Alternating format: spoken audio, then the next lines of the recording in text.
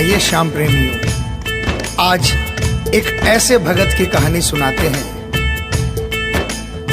जो अपने व्यापार में इतना लीन था कि उसे दिन दुनिया की कोई खबर नहीं थी। उसे सिर्फ पैसा पैसा और सिर्फ पैसे के बारे में चिंता थी। उसके घर वाले, उसके परिवार वाले सारे परेशान थे कि सेठ कभी कहीं नहीं जाता, सुबह से लेकर रात तक हर समय पैसे में ही लिपटा रहता है। बहुत दिनों से उसके इष्ट मित्र उसे कहते थे कि तुम हमारे साथ कहीं चलो, अपने बच्चों को लेकर चलो, लेकिन सेठ कहता इसके लिए काफी समय पड़ा है, अभी मुझे सिर्फ पैसा कमाना है। लेकिन एक दिन कुछ मित्रों ने बहुत जोर दिया कि 2 दिन की छुट्टियां हैं, हम खाटू श्याम जी के दरबार में जा रहे हैं, पूरे परिवार को साथ लेकर हमारे साथ चलो। और सेठ उनको ये बात मना नहीं कर पाया और बिना मन के वो उन परिवार वालों और इष्ट मित्रों के साथ खाटू के लिए रवाना हो गया। रास्ते भर वो अपने व्यापार की बातें करता रहा।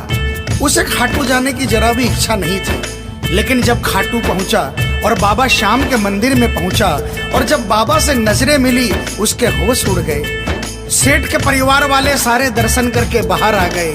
वो सिर्फ 1 मिनट के लिए मंदिर में आया, लेकिन घंटों तक बाबा के दरबार में खड़ा रह गया। उसको होश नहीं रहा और वो बाबा की तरफ देखकर आंखें बंद करके आंसुओं की धार बहती रही और वो बाबा से मन ही मन बातें करता रहा।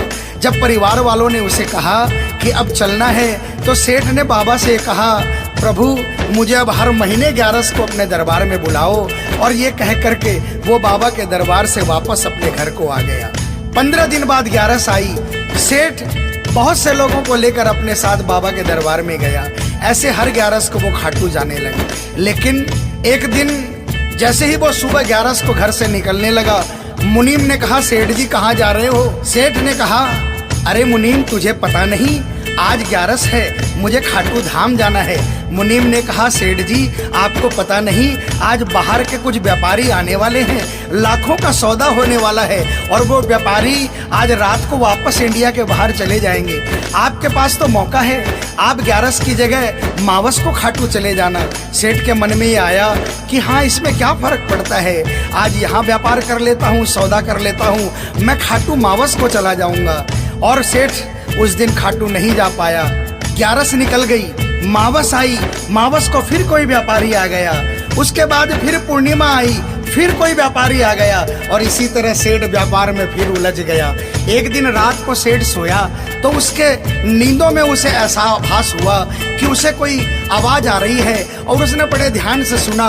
उसे लगा खाटू वाले श्याम बाबा उसे कह रहे हैं, वाह रे सेठ, मैंने तो सोचा था कि मेरे दरबार में कोई बहुत बड़ा भूला भटका भगत आया है, लेकिन मुझे क्या पता था कि कोई भगत नहीं, एक सौदागर आया है और मुझसे सौदा करके चला गया। आज तू अपने घर में, अपने व्यापार में खूब खुश है, तू वहीं पर खुश रहे। और ऐसा कहकर वो आवाज बंद हो गई। सेठ की आंखें खुली, उसके मन में ग्लानि हो गई। उसने सोचा कि मैं आज ही खाटू धाम जाऊंगा और वो जैसे ही खाटू के लिए निकला, रास्ते में एक्सीडेंट हो गया। सेठ की दोनों टांगे रह गई। अब सेठ अपने पैरों पर खड़ा नहीं हो पाया और उसके मन की मन में ही रह गई। सेठ बहुत तड़पता रहा। एक दिन सेठ अपने घर के दरवाजे पर बैठा, आंसू बहा रहा कि मेरा बुलावा क्यों नहीं आ रहा, मैंने इतनी बड़ी गलती करी, मुझे बाबा के दरबार से इतनी दूरी क्यों हो गई। इतने में उसके घर के सामने से एक डाकिया निकला। सेठ ने डाकिया को आवाज लगाई और कहा, ए डाकिया, तुम तो कलकत्ता, दिल्ली, बम्बई भक्तों का संदेशा लेकर जाते हो, लोगों के चिट्ठियां पहुंचाते हो। आज मेरी एक चिट्ठी, मेरा एक संदेशा मेरे खाटू वाले श्याम बाबा के दरबार में क्या पहुंचा दोगे? डाकिया ने कहा, सेठ मैं तो आजकल खाली रहता हूँ, जब से इंटरनेट का जमाना आया है लोग ईमेल पर ही चैटिंग कर लेते हैं, बताओ तुम्हारा क्या संदेशा है और कहाँ पहुँचाना है। और ऐसे डाकिया ने सेठ से कहा और सेठ ने डाकिया से कहा।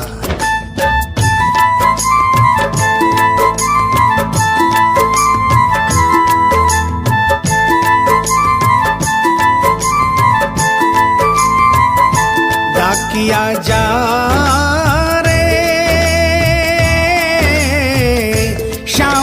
संदेशो दीजे, शाम न जाए तो कह दीजे, भगत थार दर्शन न तरसे। डाकिया जा रे।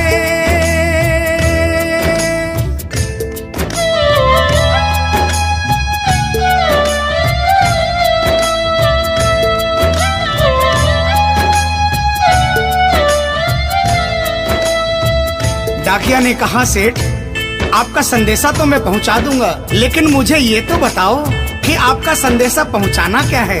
जहां मुझे संदेशा पहुंचाना है वहां का ठिकाना क्या है? और डाकिया ने कहा,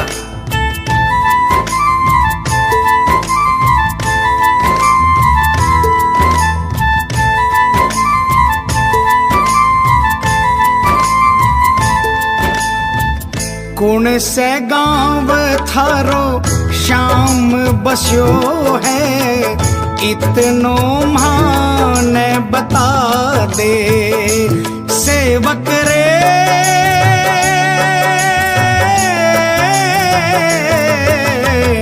घर तेरे पास है कोई निशानी, माने तू दिखला दे।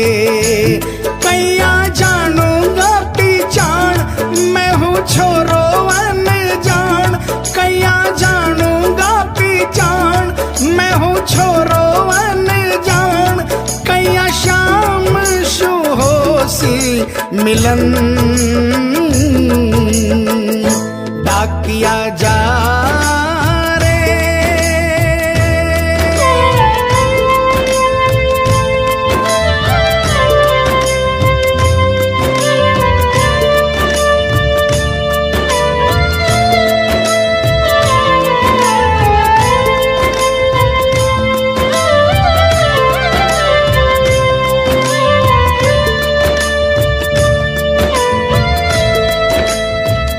सेठ ने कहा, डाकिया मैं तुझे जिस जगह का ठिकाना बता रहा हूँ वहाँ ऐसा दरबार है जहाँ जो एक बार जाता है वो वहीं का हो जाता है।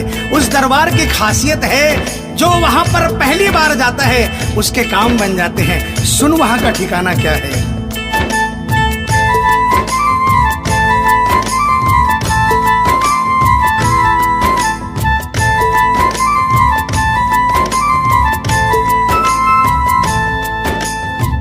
खाटू में है श्याम जी को मंदिर, शिखर ध्वजा लहरावे।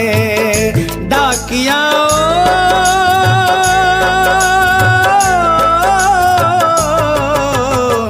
ड्योडी पर हनुमान बिराजे, सेवक चंवर ढुलावे। बाके नौबत बाजे द्वार, गूंजे हरदम जय जयकार। बाके नौबत बाजे द्वार, गूंजे हरदम जय जयकार। सज धज बैठो है श्याम सजन, डाकिया जा रे।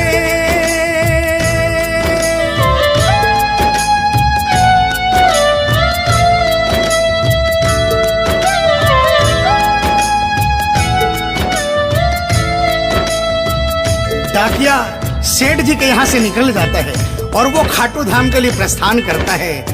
धीरे धीरे वो खाटू पहुँचता है और खाटू पहुंचकर बाबा के मंदिर का पता करता है और मंदिर के नीचे पहुंचकर वो पहले प्रणाम करता है और बाबा के मंदिर की 13 सीढ़ी चढ़ता है। और वो बाबा के सामने पहुंचकर बाबा की तरफ नहीं देखता, पहले अपने झोले में से वो सेठ की चिट्ठी निकालता है और चिट्ठी निकाल के पढ़ने लगता है।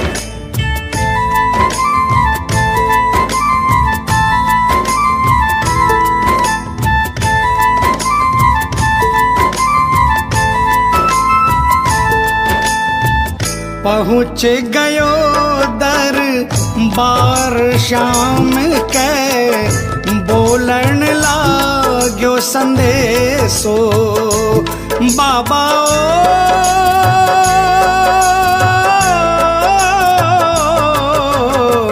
बन बैठो कद श्याम दीवानो, कुछ ना रयो अंदेशो। आखड़ ल्यासू बरसी धार, जैया सावन की फुहार।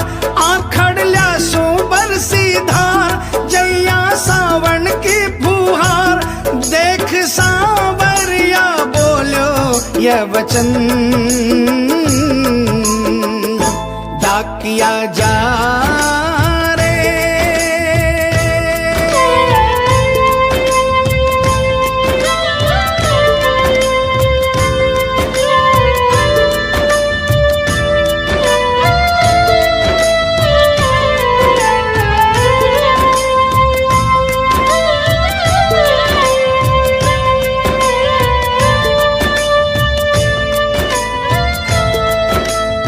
जो ही डाकिया ने सांवरे सेठ की तरफ देखा, उसके होश उड़ गए, उसकी आंखें बंद हो गई, आंखों से आंसुओं की अविरल धारा बहने लगी।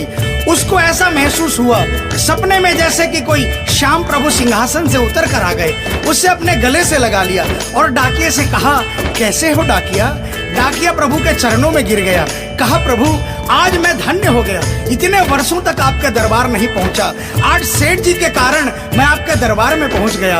अब मुझ पर इतनी कृपा कर दो, मुझे अपनी शरण में रख लो। लेकिन बाबा ने कहा, नहीं बेटा, मैं तुझे अपनी शरण में रखूंगा, लेकिन अभी तुझे मेरा एक छोटा सा काम करना है। जिस सेठ ने तुझे ये संदेशा देकर भेजा है, अगर उसके पास मेरा जवाब नहीं गया तो वहां जीते जी मर जाएगा। तू मेरा एक छोटा सा काम कर दे, वापसी संदेशा तू उस सेठ को जाकर दे दे। और बाबा ने कहा,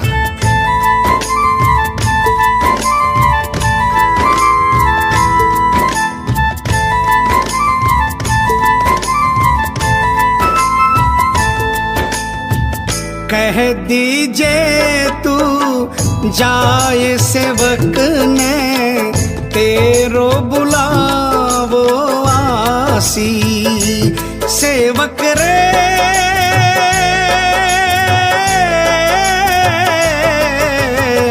सबकी आस पुराऊं तो तू कैया रह पासी। तेरी सारी जानू बात पूरी करशू मन की आस। तेरी सारी जानू बात पूरी करशू मन की आस। पर बढ़ा मेरे कानी कदम डाकिया जा रे। संदेशो सेवक ने दीजे, सेवकिया राह तेरी निरखे।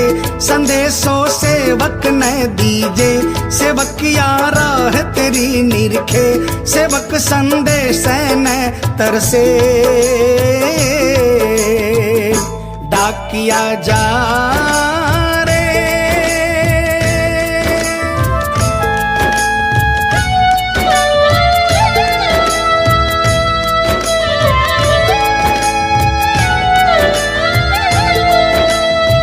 डाकिया श्याम प्रभु के चरणों में प्रणाम करके वापस निकलता है और वो आधी रात को ही सेठ के शहर में आ जाता है। अब डाकिया को इतनी जल्दी थी कि उसने आधी रात नहीं देखी और उसने जाकर सेठ के दरवाजे की घंटी बजा दी। उस दिन सेठ के घर में कोई नहीं था, सेठ अकेला अपने बिस्तर पर पड़ा था। जैसे ही घंटी की आवाज आई उसको लगा कि बाबा का संदेशा आ गया, लेकिन सेठ मजबूर था। वो उठना चाहा लेकिन उठ नहीं पा रहा था। लेकिन अचानक उसने जोरदार जयकार लगाई, हारे के सहारे की।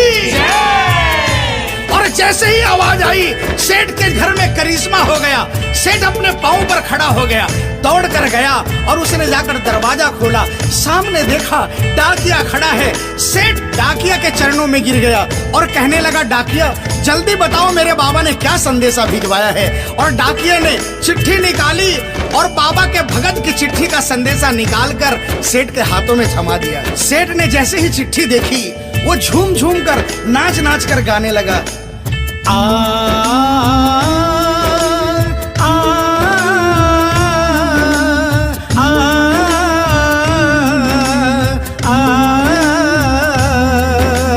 आ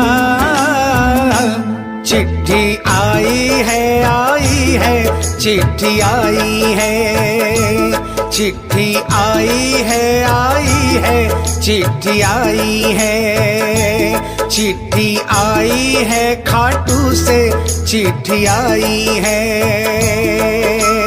बड़े दिनों के बाद मेरे श्याम धनी को आज, अरे बड़े दिनों के बाद मेरे श्याम धनी को आज भगत की याद सताई है।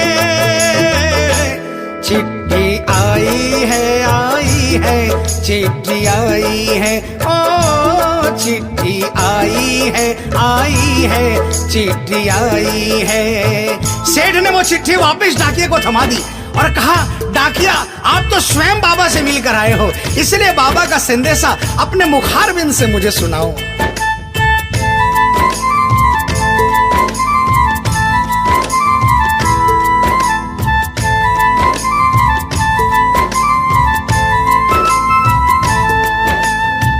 सुन संदेशो सांवरिये को मनड़ो घणो हरसायो।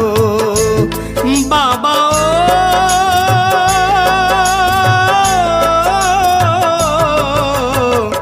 बंध गया पाँव में घूघरिया सा, मन को मोरियो गायो।